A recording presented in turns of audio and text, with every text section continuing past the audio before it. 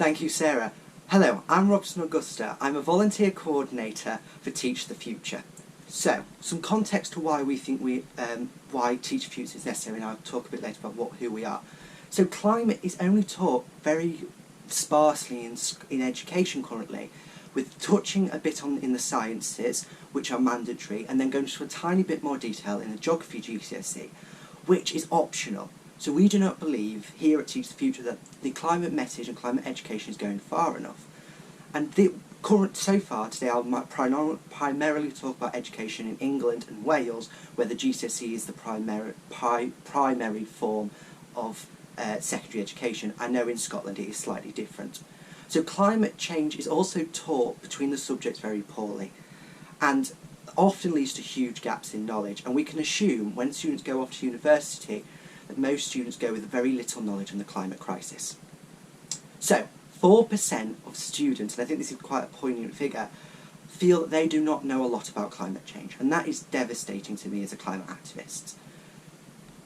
But on the other side, 68% of primary and secondary education polled by us find that they want to know more about sustainability, and 59% of those in further education and higher education also want to know about sustainability.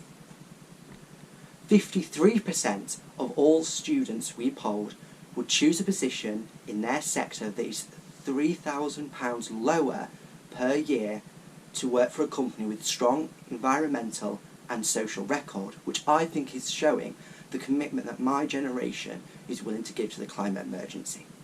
So, what is Teach the Future? Teach the Future is a student-led climate campaign pushing for broad climate education in the United Kingdom, with specific branches in Scotland, England and Wales. It was formed by a volunteer base of students across the United Kingdom, from all levels of education, from lower secondary up to university level. So, what are we calling for here in England?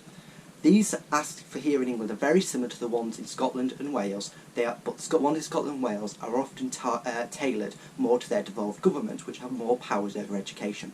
So here in England we are asking for a government commission reviewing into the whole of the English formal education system, preparing students for the climate emergency and ecological crisis.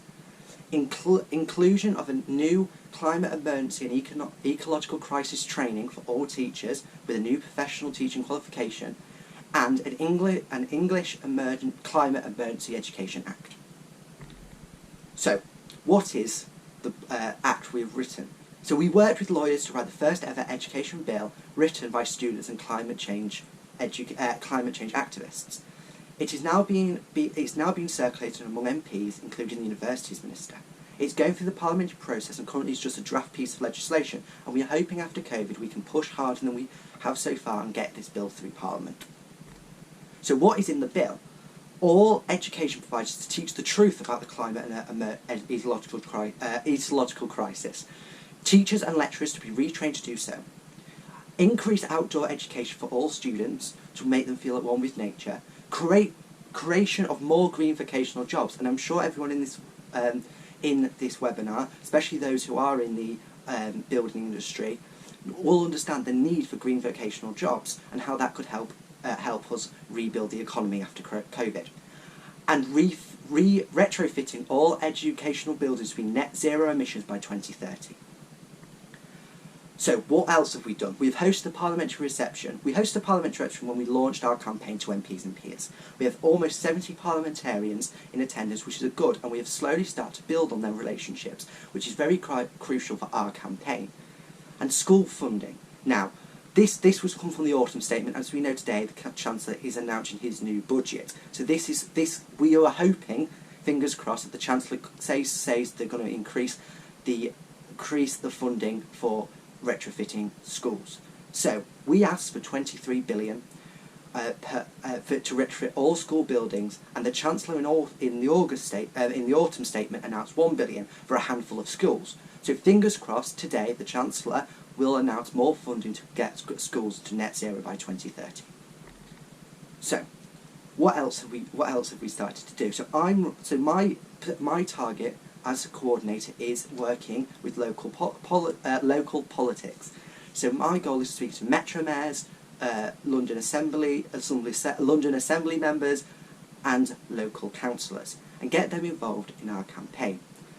And currently with the upcoming elections, it's crucial that these politicians understand the basics of what our movement's calling for.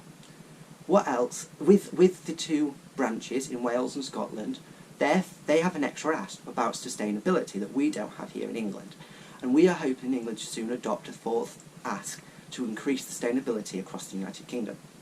So, how can you get involved and help us out? So if you go to www.teachthefuture.uk, there will be a petition. Please go and sign it. That will help us send a message to the elected officials that we want change across the United Kingdom to help bring in climate education. We also are asking any young people out there who may be on this webinar to come and help as a volunteer and sign up to come and help us. That's at www.teachthefuture.uk. And please go and follow us on Twitter at @_teachthefuture. Thank you for listening to me today, and I hope you enjoy the rest of the speakers.